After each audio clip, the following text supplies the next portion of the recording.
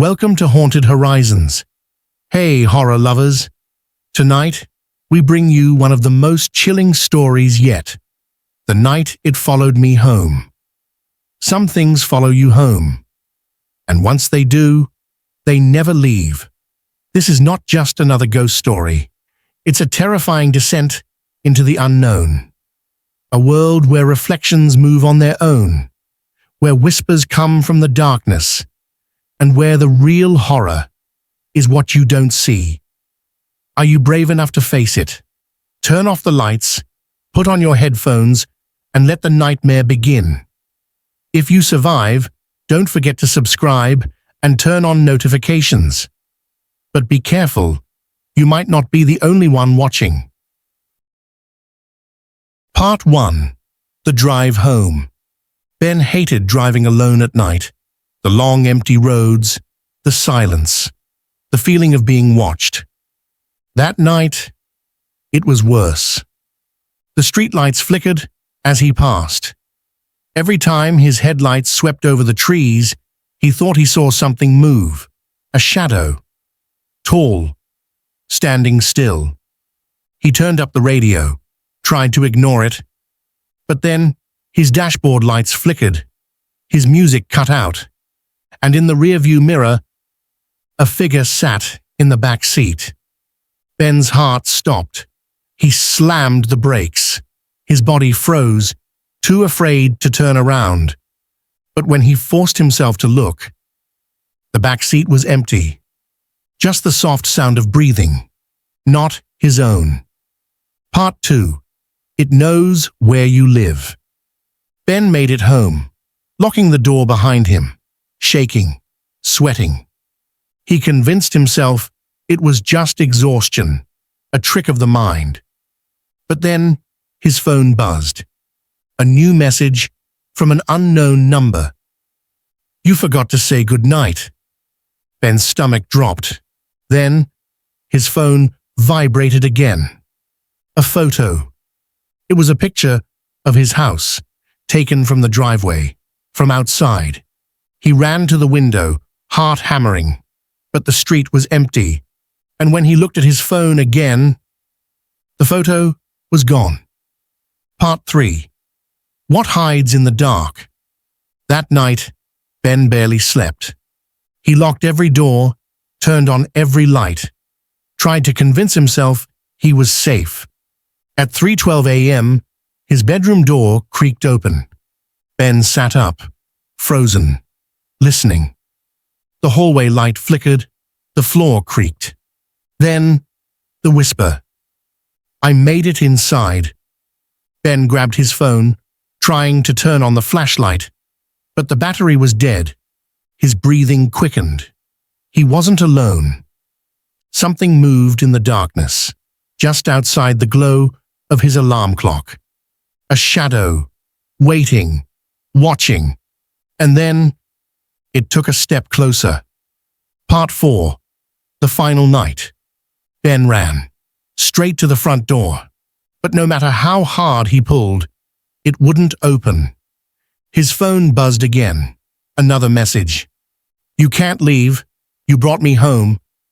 He turned, heart pounding. The lights flickered, and he saw it. Tall, hollow eyes, no face.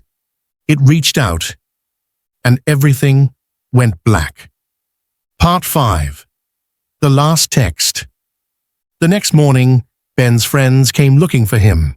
His car was still in the driveway. The front door was locked from the inside. No sign of him. But his phone sat on his bedside table. Screen cracked. One message was still open. From his own number. Good night. Part 2. He never left. The police arrived at Ben's house the next morning. Everything was normal. No signs of forced entry, no blood, just an empty house. But something felt wrong. His bed was made, like no one had slept in it. The lights were all on, and on the kitchen table, his phone. Officer Daniels picked it up. One unread message. I never left. Daniels frowned. Who sent this? The other officer checked the call log. There was only one recent call, made at 3:12 a.m. The same time Ben disappeared. The number? Ben's own phone?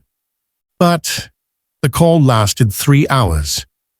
Daniels stared at the screen, confused. Who was he talking to? And then the phone buzzed. A new message from Ben's number. Don't turn around. Daniels's stomach dropped. A shadow moved in the reflection of the microwave, right behind him, and when he turned, the kitchen was empty, but the back door was open. Part 3. What took Ben? Fire. Officer Daniels stared at the open door. The air inside the house was cold. Too cold. The other officer, Martinez, muttered, "This doesn't feel right." Daniels agreed. Nothing about this was right.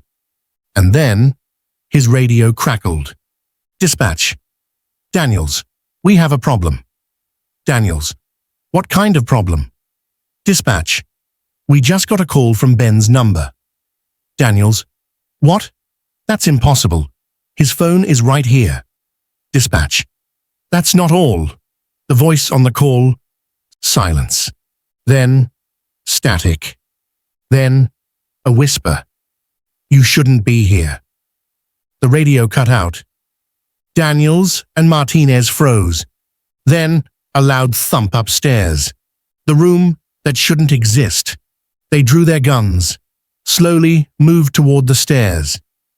Every step creaked beneath them. The hallway was empty. Only one door was slightly open. Ben's bedroom. But something was wrong. Daniels had seen the house layout earlier. There shouldn't be a door there. This room wasn't on the blueprint. Martinez whispered, "That door wasn't there before." Daniels reached for the handle. The second his fingers touched it, every light in the house went out, and the whispers started. "Let us in. He's still here. You're next." Daniels yanked the door open. And what he saw shouldn't exist. The room with no end. Inside was a hallway, long, stretched, endless. The walls were covered in scratches.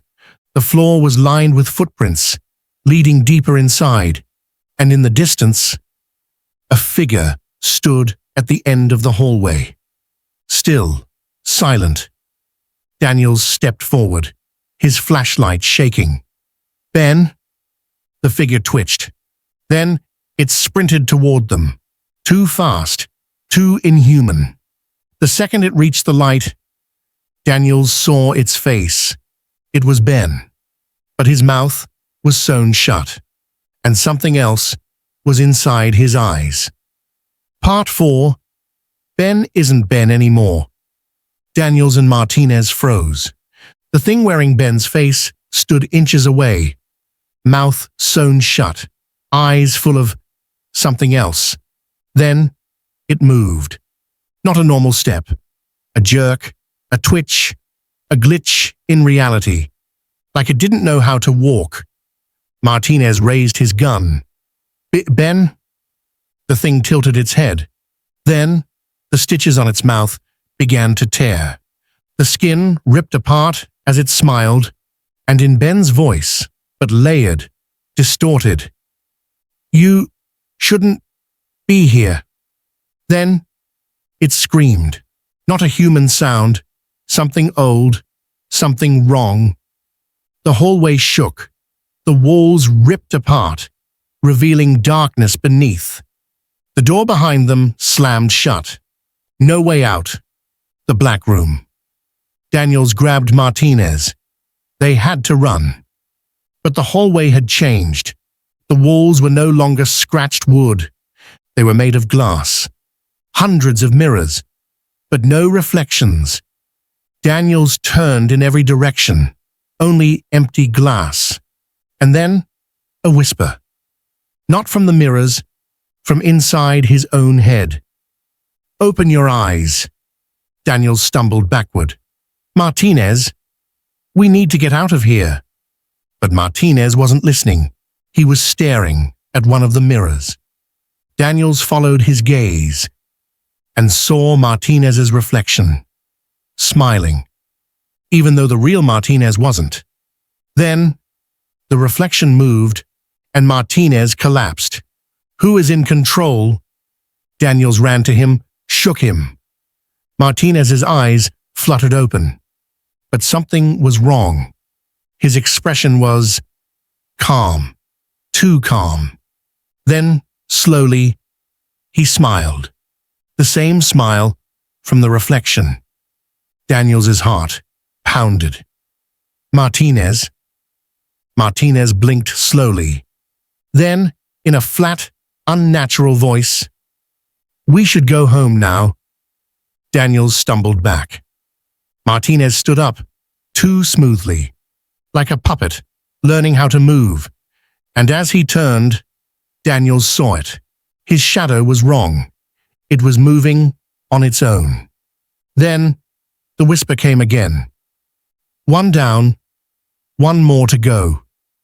Daniels ran, but in the glass, his own reflection was watching, and it wasn't moving the same way he was.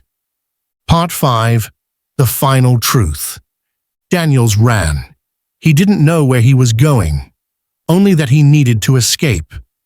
But the hallway kept stretching. The walls of glass stretched endlessly, mirrors reflecting nothing but empty darkness. Behind him, Martinez followed. But it wasn't him anymore. His movements were too smooth, too unnatural. "Daniels," he called. His voice was layered. Two voices at once. One human. One something else.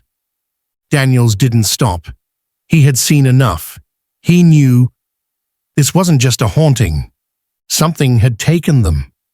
Then, a door appeared at the end of the hallway. A way out. He sprinted toward it, lungs burning, hands reaching. And the moment his fingers touched the handle, everything went black. The other side. Daniels opened his eyes. He was standing in a different house. The air was cold, stale. Dust covered everything. A single light bulb flickered overhead. His hands were shaking. He reached for his radio, but there was no signal, just static. Then, in the silence, he heard it. Scratching, coming from behind a door. Slow, steady. Something trying to get out. He stepped forward. His heartbeat pounded in his ears. The door creaked open just an inch, and from the darkness inside, a whisper. "Help. Me." Daniel's breath hitched. The voice was familiar. He pushed the door open further, and inside the dark room. Ben was standing there, eyes wide, face pale, hands pressed against the wall. "It's still out there." Daniels took a step back. His mind raced. "But you're supposed to be missing." Ben's expression twisted. He grabbed Daniel's wrist. "Number, I never left." Daniels felt the blood drain from his face. His body tensed. Then, from the hallway behind him, "Daniels?" Martinez's voice, calm, too calm. Daniels turned, and his stomach dropped. Martinez stood there, smiling. His eyes were empty, but behind him, in the glass, Ben's reflection was still in the hallway, smiling, waiting. The whisper came again, software, final.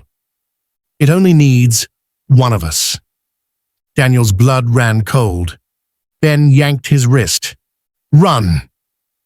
The lights flickered, and everything shattered. The last call. The next morning, dispatch received a call. A man's voice, shaky, breathing heavily. "Help. I don't know where I am." "Who is this?" the operator asked. The line crackled. "It's Officer Daniels." The operator frowned. "That's not possible." Why? Daniel's voice asked. Because we found Officer Daniels' body this morning. Inside his house. And he hasn't been alive for days. The call cut to static.